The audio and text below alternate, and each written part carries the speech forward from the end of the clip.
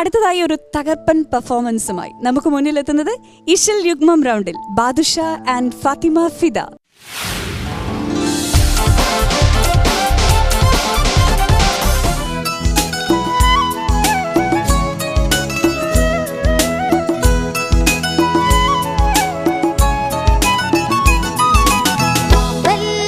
ചോടി തിങ്കൾ കല പോലെ തിളങ്ങുന്നേ ആരംഭ ഹദിജാബിയോളി തൂകുന്നേ നല്ല മലരമ്പൻ മിഴിക്കുള്ളിൽ കിന പൂക്കുന്നേ മുല്ല മണമുള്ള മണവാട്ടി ചമഞ്ഞിടുന്നേ ചമഞ്ഞിടുന്നേ ആമ്പൽ പൂച്ചോടി തിങ്കൾ കല പോലെ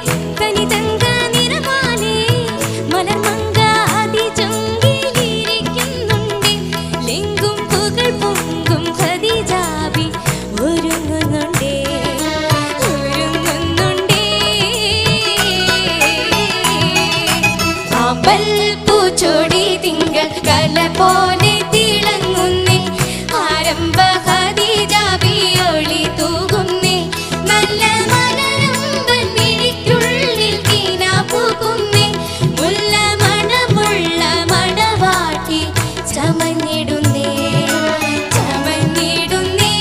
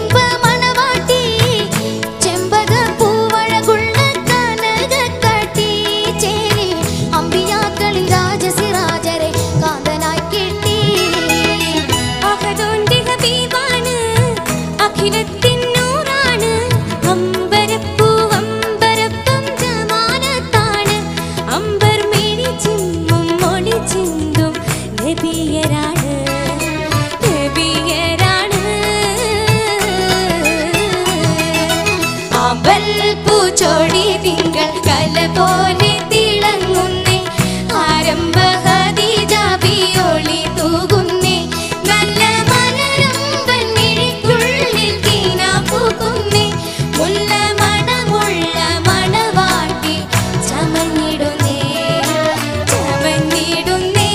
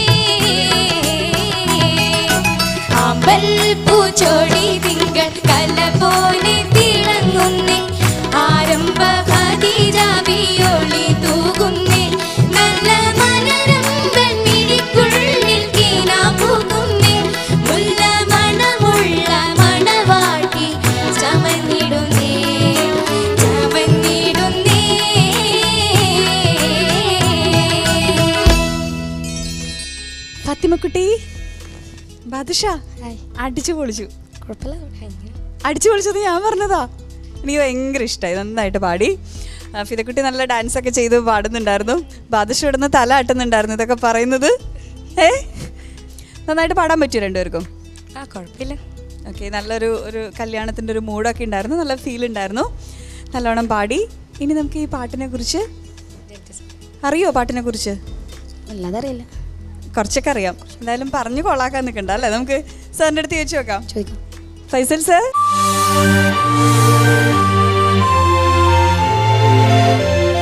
നമ്മുടെ ഈ യുഗ്മഗാനം അത് നല്ലൊരു തെരഞ്ഞെടുപ്പാണ് ഈ പാട്ട്. പ്രത്യേകിച്ച് ഇവർ രണ്ടുപേർക്കും ഉള്ള വോയിസിനുള്ള മാച്ചിങ് കറക്റ്റായിരുന്നു ഇവർ തെരഞ്ഞെടുപ്പ്. ഈ പാട്ട് എഴുതിയതാരാന്ന് മോനറിയോ? അറിയില്ല. അറിയില്ല, ശരിക്കും എങ്ങനെ അറിയില്ല. അറിയില്ല. എന്തെങ്കിലും അറിയോ ആ പാട്ടിനെ കുറിച്ച്? പാട്ട് ട്യൂൺ ചെയ്തതാരാ? അഷ്റഫ് മഞ്ചേരി എന്നാണ്.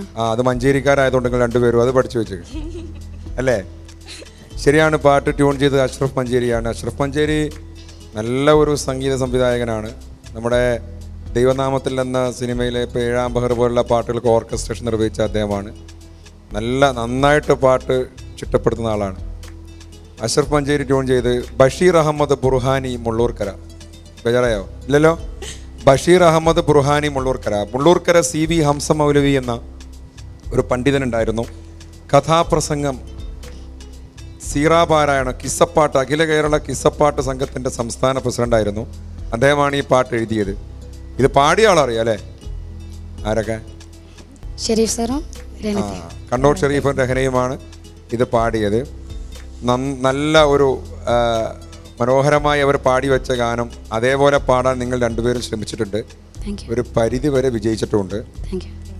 ഒരു പാട്ടിൻ്റെ കാര്യത്തിലൊരു കുറച്ചൊരു മുൻതൂക്കം ബാദിഷാക്കുണ്ട്. കാരണം അത് ആ പാട്ടിൻ്റെ ഒരു മൂഡ് അങ്ങനെയാണ് മോൻ ചെയ്തത്. പിന്നെ മോളുടെ ഒരു ശബ്ദത്തിൻ്റെ റേഞ്ചിൻ്റെ വ്യത്യാസമാണ്. എന്നാലും ഇവർ രണ്ടുപേരും ചേർന്ന് പാടുമ്പോൾ ഒരു യോജിപ്പ്, അതൊരു വല്ലാത്ത യോജിപ്പാണ്. ഏതായാലും നമ്മുടെ കടലാസ് തോണിയിൽ എന്ന ആൽബത്തിൽ ഈ പാട്ടിനെ തിരഞ്ഞെടുത്തതിന്, പാടിയതിന് നിങ്ങൾ തീർത്തും അഭിനന്ദനം അറിയിക്കുന്നുണ്ട്. Thank you sir. Thank you. Rehna ചേച്ചി, ഈ പാട്ട് മ്യൂസിക് ചെയ്തത് അഷ്റഫ് മഞ്ചേരിയാണ്. ഷെരീഫും ഞാനുമാണ് പാടിയത്. അഷ്റഫിനെ കുറിച്ച് പറയണം അങ്ങനെ ഒരു വേദിയിൽ. കാരണം എനിക്കൊരുപാട്, ഞാൻ മാപ്പിളപ്പാട്ട് രംഗത്തെ അല്ലാതെ എനിക്ക് ഒരുപാട് എന്നെ സപ്പോർട്ട് ചെയ്തിട്ടുള്ള ഒരാളാണ്. പാട്ടുകൾ കറക്റ്റ് ചെയ്യലും അങ്ങനെ ഒരുപാട് സപ്പോർട്ട് എനിക്ക് അഷ്റഫ് ചെയ്ത് സപ്പോർട്ട് അത് എടുത്ത് നമ്മൾ പറയണമല്ലോ. അപ്പോൾ ഈ ഒരു വേദിയിൽ അഷ്റഫിൻ്റെ സോങ് അത് സെലക്ട് ചെയ്ത ആ സമയത്ത് തന്നെയാണ് ഏറ്റവും ഉചിതമെന്ന് എനിക്ക് തോന്നിയിട്ടാണ് ഞാൻ പറയണത്. ഒരുപാട് സപ്പോർട്ട് ചെയ്തിട്ടുള്ള ആളാണ്. ഒത്തിരി പാട്ടുകൾ ഞാൻ പാടിയിട്ടുണ്ട്. നല്ലൊരു പാട്ടാട്ടോ, കാരണം എനിക്കിഷ്ടമുള്ളൊരു പാട്ടാണിത്. ഞാനും അതെ മാഷ് പറഞ്ഞ പോലെ തന്നെ ആ പാട്ടിനോട് ഒരുപാട് നിങ്ങൾ നീതി പുലർത്തിയിട്ടുണ്ട് രണ്ടുപേരും. കാരണം അതിൻ്റെ ആ ഒരു സംഗതി, ചില നോട്ടുകളൊക്കെ ഉണ്ട്, അതൊക്കെ ഒരു പരിധി വരെ നിങ്ങളത് പാടിയിട്ടുണ്ട്. പിന്നെ എനിക്ക് തോന്നുന്നു ബാദുഷ ഒന്നും കൂടി ആ ഒരു ഒത്തിരി സ്ഥലത്ത് നന്നായിട്ടത് പാടിയിട്ടുണ്ട്. ഇതൊക്കെ എനിക്ക് തോന്നുന്നു മൈക്ക് അങ്ങോട്ട് എന്തൊക്കെയോ ഒരു ലെവലൊക്കെ മാറുമ്പോൾ മോൾ ഒത്തിരി അങ്ങോട്ട് വോയിസിനൊരു അത് മോളൊന്ന് ശ്രദ്ധിക്കണം കേട്ടോ. അങ്ങനെ നേരത്തെ പാട്ടിലൊന്നും അത് വന്നിട്ടുണ്ടായിരുന്നില്ല, ഇതിലങ്ങനെ ഒരു ഇത് വന്നു. പിന്നെ എൻ്റെലൊരു സംഗതി ഇല്ലേ, അത് റേഞ്ചിൻ്റെ പ്രോബ്ലം ആണോ മോൾക്ക്? അത് അല്ല, ആ ഒരു സാധനം പാടിയില്ലേ എൻ്റിലുണ്ട് അങ്ങനെ ഒരു. അതൊന്നും കൂടി ഒന്നും അങ്ങോട്ട് ക്ലിയർ ആവാണ്ടായിരുന്നു. എനിക്ക് തോന്നുന്നു ആ റേഞ്ചിൻ്റെ ഒരു പ്രോബ്ലം ആണോ എന്ന് എനിക്ക് തോന്നിയ അത്. പിന്നെ ആ തുടക്കം ഒരു ആമ്പലൊന്ന് പാടി, ഒരു അമ്മോ ആദ്യം പാടിക്കോ പാദിച്ചു. അത് വേണ്ട, ആമ്പൽ അത്രേ ഉള്ളൂ. ആമ്പൽ അതാ പിടുത്തം ഒക്കെ കൂടെ അങ്ങോട്ട് പോകുമ്പോൾ പക്ഷെ മോശമായി എന്നല്ല ഞാൻ പറഞ്ഞേ. ശരിക്കും അത് ആമ്പലിന് അത്രയും ആമ്പലിന് വേണ്ട. നോട്ടൊന്ന് അത് എനിക്ക് തോന്നുന്നു ആരായിരുന്നു കോച്ചിങ്? ബാദു ആണോ? കാരണം അത് ബാദുഷയാണോ കറക്റ്റ് പഠിപ്പിച്ചത്? അതവിടെ അങ്ങനെ പാട്ട് സെലക്ട് ചെയ്തേ? അല്ല, സെലക്ഷൻ അല്ല ചോദിച്ചത് ബൈജി. ഇപ്പൊ പാട്ട് നമ്മൾ രണ്ട് ഡുവറ്റ് അല്ലേ, പരസ്പരമായിട്ട് നമ്മളത് പഠിക്കുമ്പോൾ അവിടെ അതല്ല ഇതാണെന്ന് ബാധു ആയിരുന്നോ ഫിദയെടുത്ത് പറഞ്ഞു തന്നത്? അല്ല, അങ്ങനെയൊന്നുമില്ല. കാരണം ഒരു പല്ലവിയൊക്കെ കഴിയുമ്പം ഫിദ ബാധുവിനെ നോക്കും. അപ്പൊ ബാധു ഓക്കെ ഞാൻ കണ്ടതല്ലേ ഇവിടെ ഇരുന്നിട്ട്, അത് ശരിയാണ്. ഇതൊരു നിങ്ങൾ രണ്ടുപേരും ടെൻഷനാക്കാൻ വേണ്ടി രണ്ടുപേരും ഉത്തരവാദിത്തം ഒരുമിച്ച് ഏറ്റെടുക്കുക. അതെ, രണ്ടു ഞാൻ പറഞ്ഞു. കാരണം എന്താ പറയാ, ഇവൻ പുറത്തുപോയി വരട്ടുന്നേ. ആണോ, വരട്ടാറുണ്ടോ? അങ്ങനെ പറഞ്ഞല്ലേ എന്ന് പറയുമായിരിക്കും. ഫിദ ഏത് ക്ലാസ്സിലാണ് പഠിക്കുന്നത്? 8th. ഒരു ക്ലാസ് വ്യത്യാസം. 7th 8th എന്ന് പറഞ്ഞിട്ട് കാര്യമില്ല. 8th 7th ആണ്. ഇതെന്താ ബാദുഷ, പേടിപ്പിക്കാറുണ്ടോ? ഏയ് അങ്ങനെയൊന്നുമില്ല. അതുപോലത്തെ പിന്നെ മോളെ ഇങ്ങനെ അങ്ങനത്തെ കുറച്ച് നോട്ടുകളുടെ ഒക്കെ ഒരു എന്നാലും നന്നായിട്ട് പാടിയിട്ടുണ്ട് രണ്ടുപേരും. എനിക്ക് ആ സംഗതികളൊക്കെ രണ്ടുപേരും എടുത്തു. പിന്നെ മോള എൻ്റെ അത് ശബ്ദം എനിക്ക് തോന്നുന്നു ആ റേഞ്ചിൻ്റെ പ്രശ്നമാണ്, അതൊന്ന് കറക്റ്റ് ചെയ്യുക. ബാക്കിയൊക്കെ ഓക്കെ ആയിരുന്നു. താങ്ക് യു രേണു ചേച്ചി. ഷാൻ സർ? എനിക്ക് തോന്നുന്നു ഇഷൽ യുഗ്മം റൗണ്ടിൽ ഏറ്റവും നല്ലൊരു പെർഫോമൻസ് ആയിരുന്നു ഇതുവരെ ഉണ്ടായിരുന്നതിൽ വെച്ച്. Best duet. നല്ല സിംഗിങ് ആയിരുന്നു രണ്ടുപേരും. ബാദുഷ പിന്നെ എന്താ പറയുക, ഫിദ BG-യിലടക്കം ചിയർഫുൾ ആയിരുന്നു. ബാദുഷ BG-യിലൊക്കെ കുറച്ച് ടെൻഷൻ, അതായത് കല്യാണ വീട്ടിൽ ഇനിയിപ്പം ബിരിയാണി എങ്ങാനും തീർന്നു പോവോ ആ ഒരു ടെൻഷൻ പോലെയായിരുന്നു മുഖത്ത്. പക്ഷേ സിംഗിങ് വൈസ് നോക്കുമ്പം ബാദ്ഷയാണ് പെർഫെക്റ്റ്. പിച്ചിങ് ഒക്കെ ഒരു കുഴപ്പമില്ല. ഫിദ ഫീൽ വൈസ് നല്ലതായിരുന്നു. ചില സ്ഥലങ്ങളിൽ മാത്രം മോളൊന്ന് ചെറുതായിട്ടൊന്ന് സ്ലിപ്പ് ചെയ്തു. വേറെ കുഴപ്പങ്ങളൊന്നുമില്ല. ഓവറോൾ രണ്ടുപേരും കൂടെ അങ്ങോട്ടും ഇങ്ങോട്ടും കോംപ്ലിമെൻ്റ് ചെയ്തു. അതാണ് ഒരു ഡുവറ്റ് പാടുമ്പോഴുണ്ടാകുന്ന ഏറ്റവും വലിയൊരു അഡ്വാൻറ്റേജ്. അതായിരിക്കണം, കോംപ്ലിമെൻ്റ് ചെയ്യണം. ഇത് കോംപ്ലിമെൻ്റ് ചെയ്തിട്ട് നന്നായിട്ട് പാടി നമ്മൾ എൻജോയ് ചെയ്തു. ഇനി നമുക്ക് ആദിൽ സാറിന്റെ കമന്റ് കേൾക്കാം. ആദിൽ സർ? ബാദ്ഷ ആൻഡ് ഫിദ, നല്ല രസമുണ്ടായിരുന്നു പാട്ട്. എനിക്ക് തോന്നുന്നു ബാദുഷ ഇങ്ങനെ ഒരു ടെൻഷനും ഇല്ലാതെ നല്ലൊരു പ്രാക്ടീസ് ചെയ്തിട്ടുണ്ടെന്ന് മനസ്സിലാവുന്നുണ്ട് പാട്ടിൽ.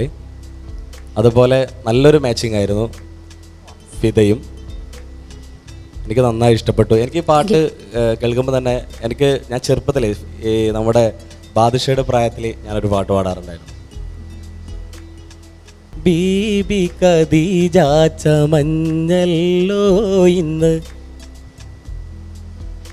ബീബി ഖദീജ ചമഞ്ഞല്ലോ ഇന്ന്, ബീരിത കല്യാണ നാളല്ലോ, ആട്ടവും പാട്ടും തുടങ്ങേണം ഇന്ന്, ആറ്റൽ റസൂലിൻ്റെ കല്യാണം, ബീബി ഖദീജ ചമഞ്ഞല്ലോ.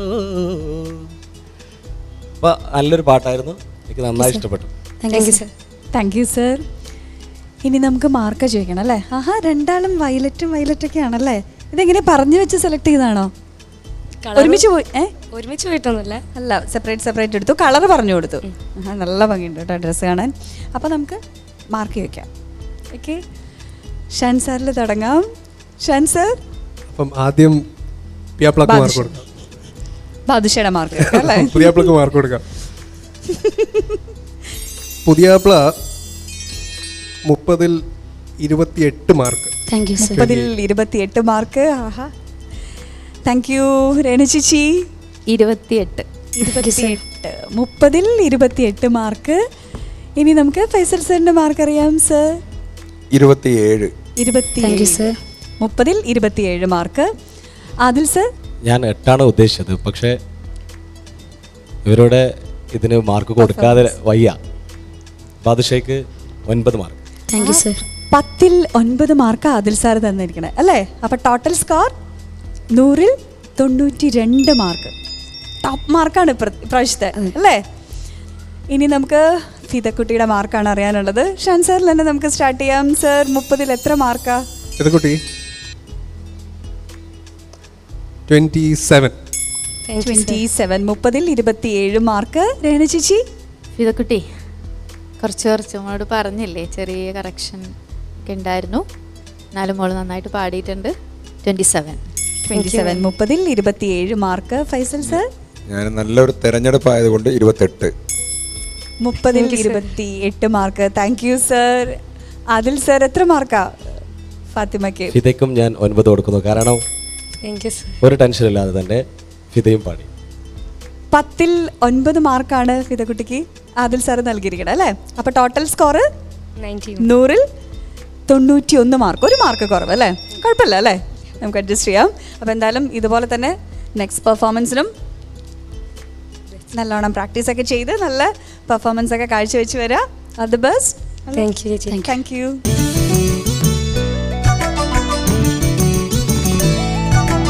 ബാദിഷ ആൻഡ് ഫിദ അടിച്ചു പൊളിച്ച് പെർഫോം ചെയ്ത് ആസ് യൂഷ്വൽ. അത് നമുക്ക് പുത്തിരി അല്ലല്ലോ അല്ലേ? ഇപ്പോൾ 90 മാർക്സ് കഴിഞ്ഞ പ്രാവശ്യം കിട്ടിയിട്ടുണ്ടായിരുന്നു, ഇപ്പോഴും 91, അതിലേക്ക് 92.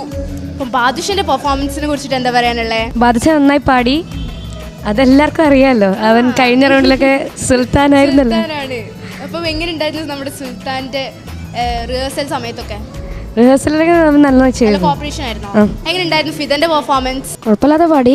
നിങ്ങൾ രണ്ടുപേരും നല്ല പെർഫെക്റ്റ് മാച്ച് ആയിരുന്നു, സൗണ്ടൊക്കെ നല്ല അടിപൊളിയായിരുന്നു.